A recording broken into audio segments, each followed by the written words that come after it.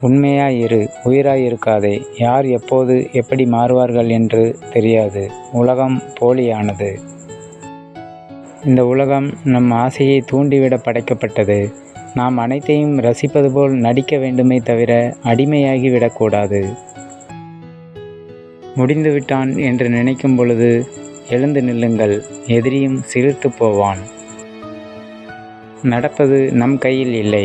நாம் நினைத்தாலும் நடக்குமா என்று நினைப்பதற்கு முயற்சியை நினைவில் வைத்து கடந்து செல். ஒரு செயலை செய்ய முடியாது என்று அவர்கள் தங்களுக்குள் சொல்லிக் கொண்டிருக்கையில் அது முடிந்தே போய்விடுகிறது.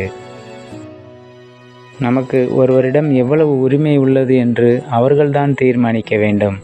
நாமே தீர்மானித்து விட்டால் பிறகு அவமானங்களும் இழப்புகளும் மட்டும்தான் மிஞ்சும். நரிகளுக்கு மத்தியில் வாழும்போது சில சமயம் கர்ஜனை செய்துதான் சிங்கமென நிரூபிக்க வேண்டியுள்ளது. இல்லாதவன் தானே என்ன செய்வான் என்று நினைக்காதீர்கள்.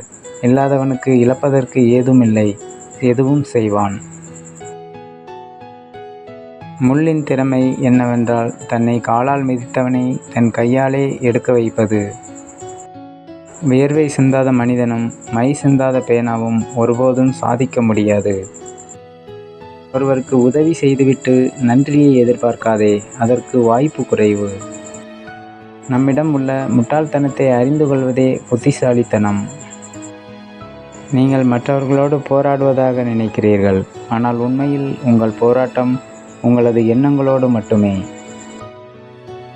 முதுகில் குத்தும் பலரை விட முகத்துக்கு முன் சண்டை போடுபவர்கள் உலகில் சிறந்தவர்கள். சின்ன புத்தி உள்ளவன்தான் பெரிய புத்தி இருப்பது போல் பேசுவான். நன்றி, வணக்கம்.